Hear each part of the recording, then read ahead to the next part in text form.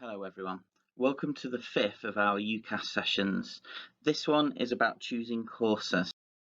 Now, this session is about you learning a bit more about how to make a choice of course when you know the sort of course that you want to do. So this session is very much about students who already know broadly what subject they want to do. For instance, they know they want to do something around biology, they know they want to do something around physics. What this session is not about is telling you what it is you want to do, because you're the only one who can do that. Now, very, very shortly, we will have our new UCAS system online, which you will be able to have access to, and that will allow you to put in a lot of information about yourself and your likes and your dislikes, and that will help you to have some ideas of what kind of courses that you might want to do if you really don't have any idea. And that system will be coming live soon. But for those of you who have no clue what you want to do at university, this session is still for you because this will be useful for you down the line. But this session won't help you to suddenly have an epiphany about what course you want to do. Okay, this session is to help you choose courses when you already have a reasonable idea of what you want to do. So one of the most important things you are going to do in this process is picking your course. Okay, you are devoting 3 years of your life to studying something. When you were doing your GCSEs, you were doing 9 or 10 or even more GCSEs, and all sorts of subjects. And then when you did A levels, you had to narrow those 9 or 10 down to 3. And you probably can remember still what a difficult choice that was in some cases. For some GCSEs, it was easy. You didn't want them at all. You definitely don't want to carry them on. But for other things, it is quite difficult to narrow down to just 3 subjects that you're going to devote 2 years to. Well, now you're devoting 3 years at least to just one subject. So important factors in course choice are to think, what do you like and what are you good at?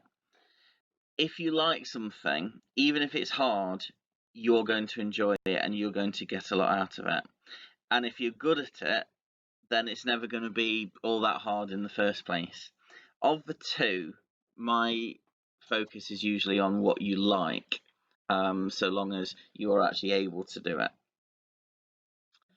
Now, 80% of graduate jobs actually don't necessarily specify a degree subject these days. It's very rare when you see job adverts to see them saying, we want a degree in this. What most job adverts say is a relevant degree. That is what the vast majority of graduate jobs actually advertise, a degree in a relevant subject.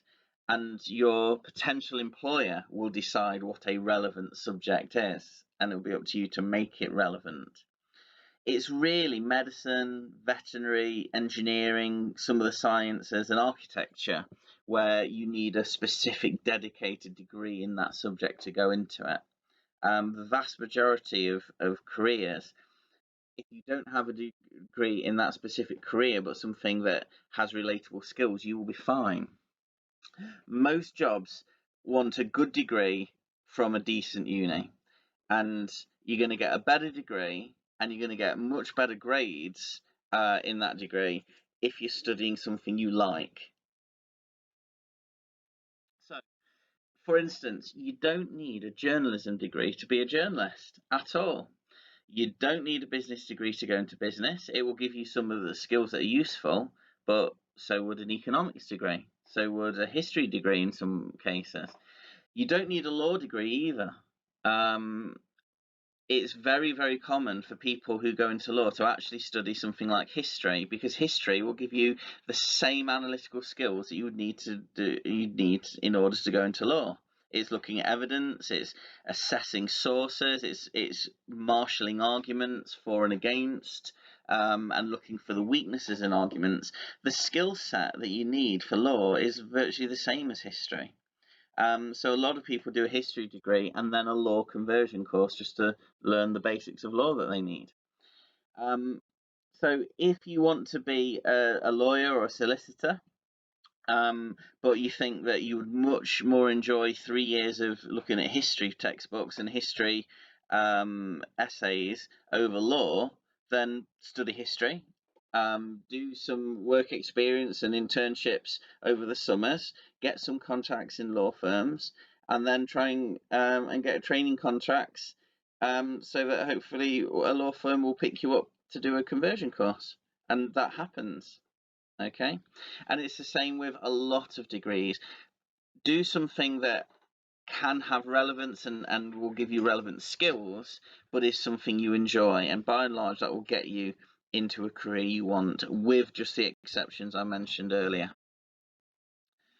Universities, particularly, are looking for people who are passionate about the course they're applying for.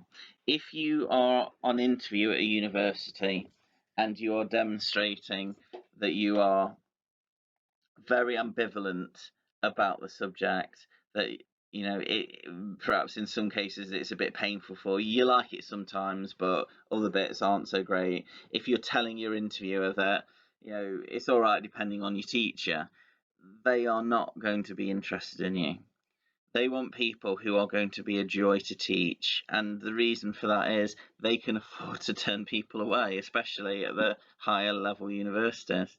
They can turn people away who are unenthusiastic and they're going to chase, and they can take people on who are passionate, self-motivated, and self-driven. So you are going to stand a much better chance of getting an offer if you're interviewed, if you're talking about a subject that you really love and can talk about it with passion. That doesn't mean you should ignore the economics of different degrees, though. Okay, so some degrees have a significant difference in the sort of median wage that their graduates will earn later. Now, I wouldn't tell you ever to go for a high earning degree specifically, or to avoid a low earning degree. But if you are unsure between different subjects, then that could come into your thinking. So these are the ONS figures from 2017. Okay, so this shows the median earnings, so the sort of the middle ranking earnings by subjects for students 5 years after graduating. Okay, and as you can see, medicine and dentistry, the median wage there is around 47,000 a year, 5 years after graduating. That's very strong. Maths and economics graduates are also tending to earn quite a lot of money 5 years after graduating. Obviously, this is the median, so some people are earning much more than that, and some people are earning much less than that. It's the middle average. If you go to the other end, students in art and design, agriculture, psychology, communications, and of course education are the ones earning the least. If you look at the amount, the wages are not horrendous at all. The wages are actually pretty decent, but they are the ones 5 years later still earning the least. Now, I want to put a big health warning on this one. Okay, remember that some jobs start on high wages. Okay, so medicine and particularly dentistry and a lot of economics jobs may well start on high wages, and so those graduates are going to be earning quite high wages after 5 years.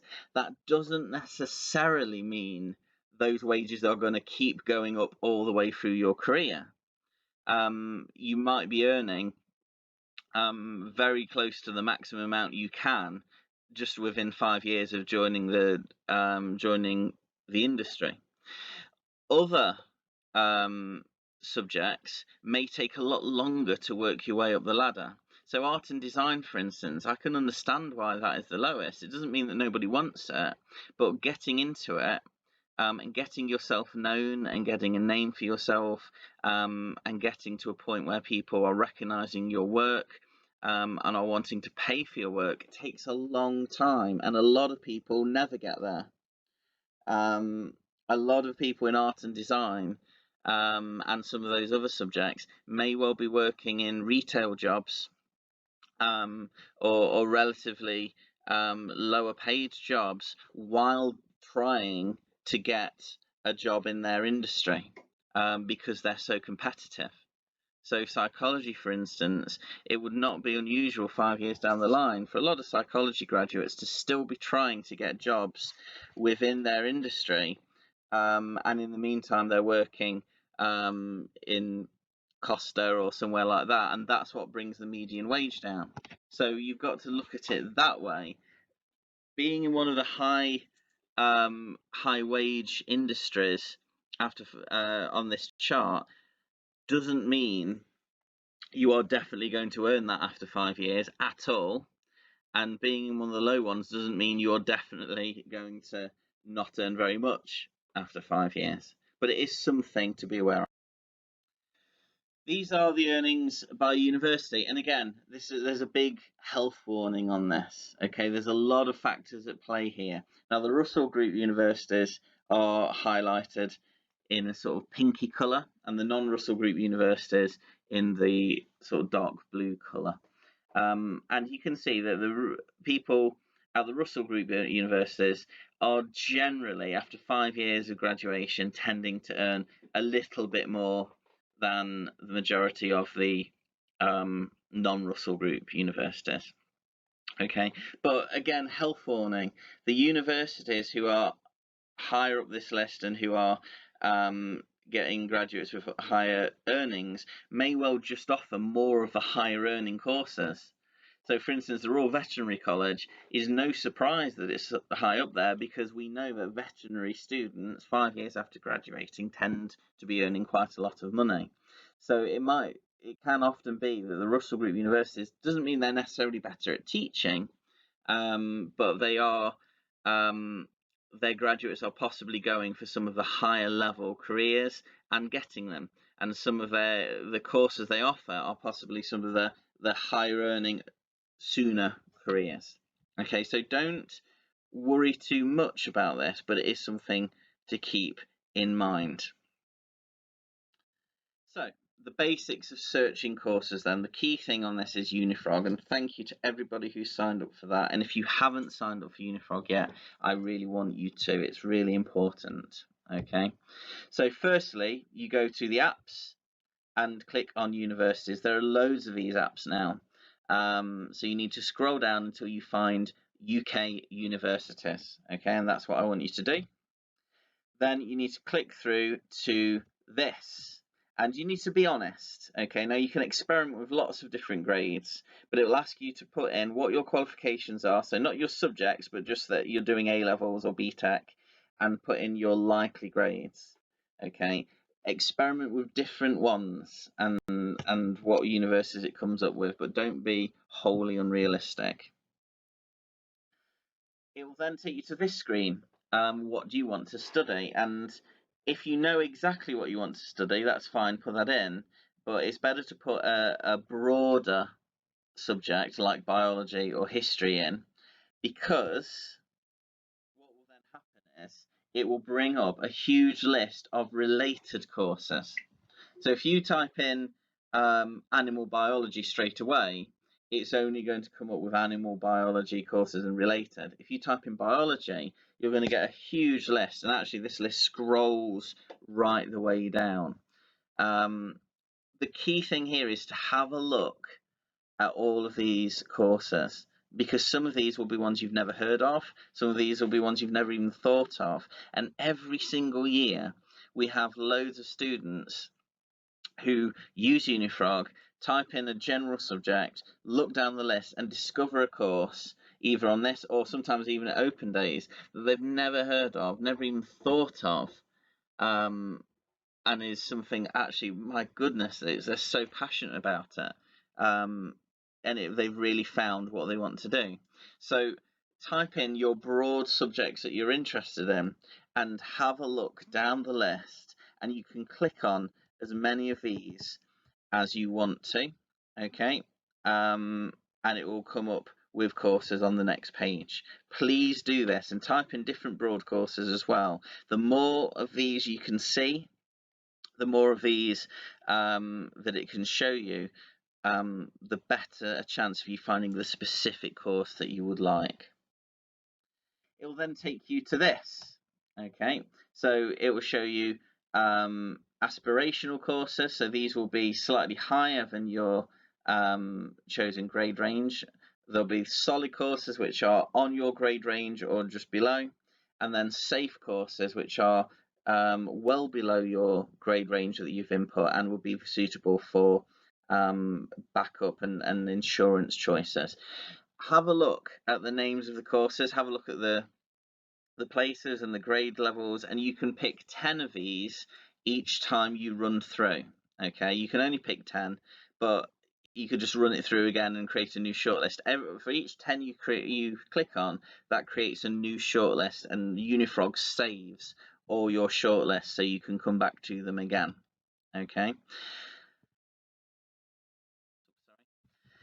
That appears under the entry requirements, and it tells you what people who actually joined the course actually got at A level. Okay, now it doesn't do this for every course in the world, because not every course tells you that. But if you have a look on this one, last year's successful applicants, the typical result they got was AAB. Okay, if you have a look just above that at what they require BBB to ABB. So sorry, to BBB to AAB.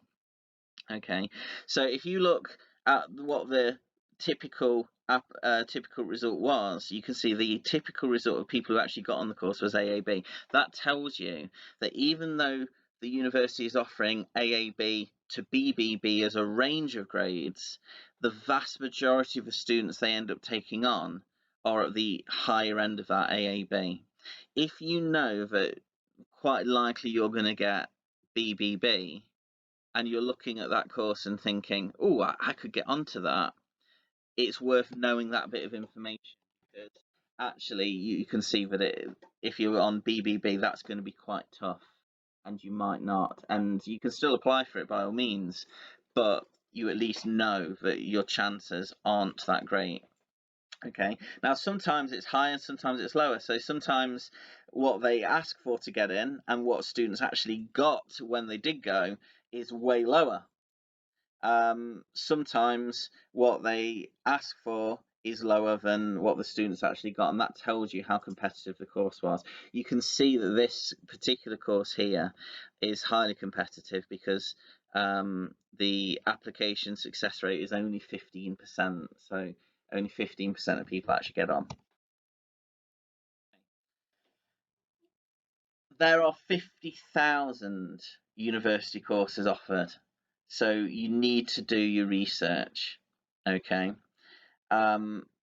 Even if you've applied for a course with the same name at 5 different universities, the content of those courses can really, really vary. You might have applied, for example, for politics courses. You may have applied for just plain politics, BA politics, at 5 different universities, or you might be thinking of doing so. But those politics courses will be massively different depending on the university. So, for example, lots of politics courses have a mandatory statistics paper in the second year. Okay, now if you hated doing maths at GCSE and you didn't do maths at A level and you are desperate to get away from maths, then applying for politics courses that have that mandatory statistics module in the second year might not be a good idea. You might not enjoy it. So what you would do is look specifically at the modules for the politics courses you're thinking of applying for, and you'd focus on going for ones that didn't have that focus on. So look at the whole course when you are trying to decide, okay? And you need to do this for all 5 of your choices. Okay, look at what the modules on offer are, so you can find things that grab your interest, and to make sure you're not going on a course where some of the mandatory modules are going to be really, really hard for you. A really good example of this, I once had an ex-student from here who came to see me 2 years after he left, wanting to leave university. He was doing a degree. In the second year, he hadn't really enjoyed it and he was considering dropping out, and he wanted my advice. And what we did, we sat down and we had a look at the modules that were on offer for his third year.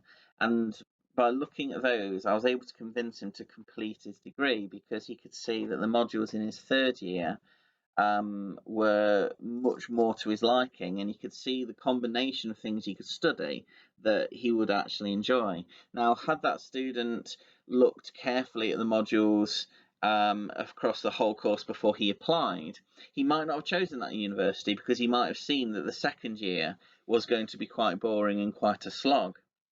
So if you do your research properly, you'll find university courses that offer a large range of modules that really grab you. Okay, it might be a particular module in the second or the third year that really excites you and you desperately want to do it. It might be that the boring looking structure of year one at university means it isn't quite right for you. I know for certain the first year of my university, some of the compulsory modules were exceedingly boring, and that's why you do the research now, so you know exactly what you'll be studying. Do not leave it to the university to decide what you're going to be studying. Look at what they say you're going to be studying and decide the university from that. Okay, so back to this. Click on the course page. Okay, so from your Unifrog fact sheets that it gives you, you can click on the course page, which will take you to the specific page for that course on the website. And here it is. Okay, zoology. Every university website is different. It's important to mention that. So this one is a particularly good one. Some are better than others. This one is quite informative. So doing your research on those university websites is really, really important. They are advertising their course to you. So they are going to do their best to make it look good. If they're doing their best to make it look good and it still doesn't look good to you, you need to think very, very carefully before applying for that course. Yeah, remember their websites are trying to advertise themselves, they're trying to be attractive to you. If it still isn't, that is telling you something. Okay, they do often tell you useful things like this though. Okay, so this particular website tells you the breakdown of assessment and lectures and seminars in each year. So you can see that a large portion of the zoology course, nearly 3/4 of the zoology course, is made up of independent studies. Only about 25% of your time is actually in lectures, and you know that there are no placements. In terms of assessments as well, you know that you've got practical exams in the first 2 years, but very little in the third year. You know you've got more coursework to do in the third year, and you know that written exams are quite important in year 2 and 3, and slightly less so in year 1. That's useful because if you want a course that has a greater emphasis on coursework or a greater emphasis on exams, you can choose according to that. For any course you're interested in, okay, you need to look at the modules each year, as I was saying before, okay, and every course you can apply for, generally the website will allow you to see what the modules on offer are, and I'll be very careful about any that don't. Okay, so look carefully at the information it gives you. This website is excellent because you can actually click on the modules and learn more about them as well. But this tells you year 1, year 2, and year 3, all the modules available. So the top ones, it shows you, are the mandatory ones. You have to do those. Okay, and then it looks like you choose 1 or 2 modules from the list at the bottom to make up your first year, and this is just the first year. Okay, so you can have a look at those modules and you can always pick what you would want to do before you even start. Do they interest you?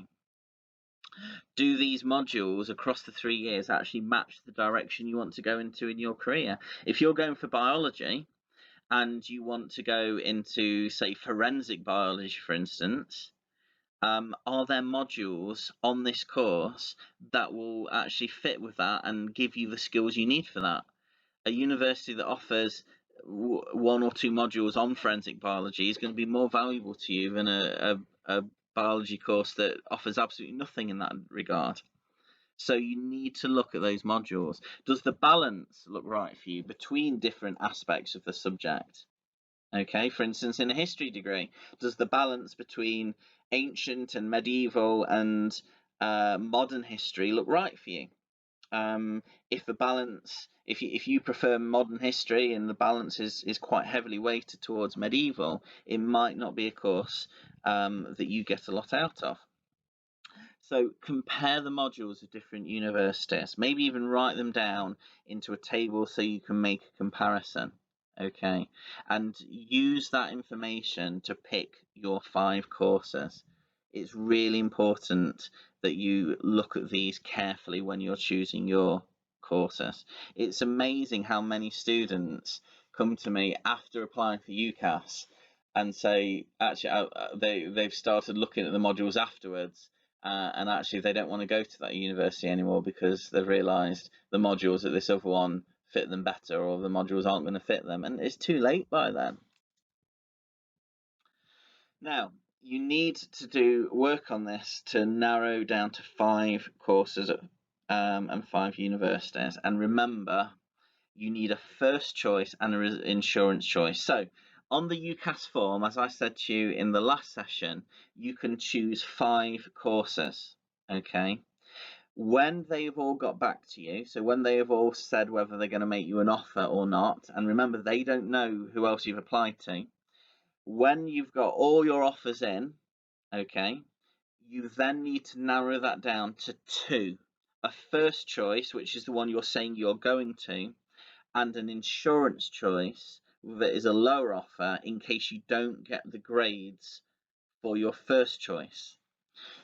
So if you and your teachers think that you should get AAA, and AAA courses are the kind of ones that you're going for, then you are going to need an insurance course that is lower than that, and that needs to be 1 or 2 of your 5 choices. And for a AAA, then a sensible insurance offer would be ABB.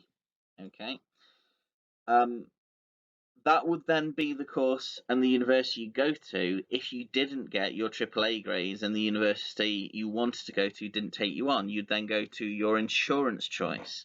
Now, nationally, every year around 8% of students use their insurance choice each year. That doesn't sound like a lot, but that's generally because students set their insurance choice too high, and unfortunately, students at UCAS are notorious for this. I have no control over what you set as your insurance choice. So even this year, I've got a lot of students whose insurance choice is actually exactly the same grades as their first choice.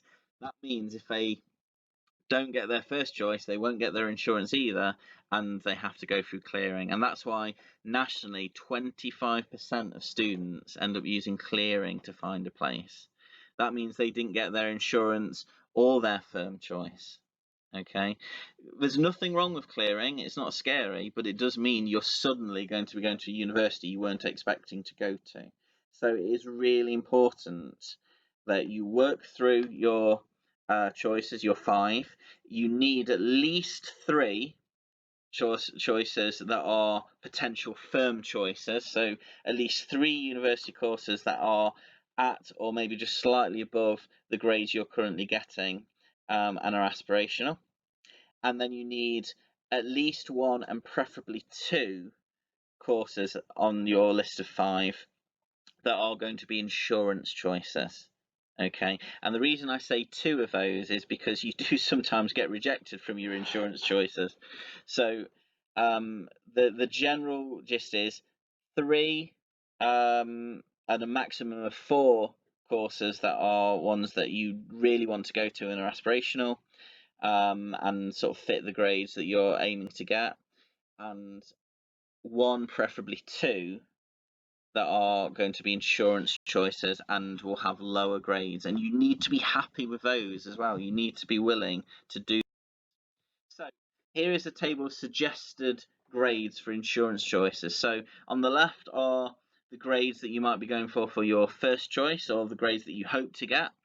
And then on the right is the sort of level I would suggest for an insurance choice, and it's usually a couple below.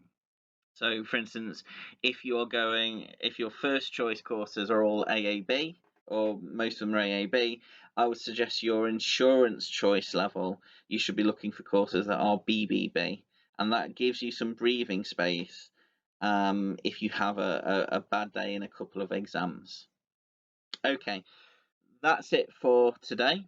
Okay, I will join you again next week for our next session, and we'll start looking at things like MOOCs and, of course, your personal statement. Make sure you're registering for UCAS if you haven't done so already. Make sure you're on Unifrog. And this is exciting, folks. This is the time that's so exciting when you get to choose what you want to do. So get into it. Thank you.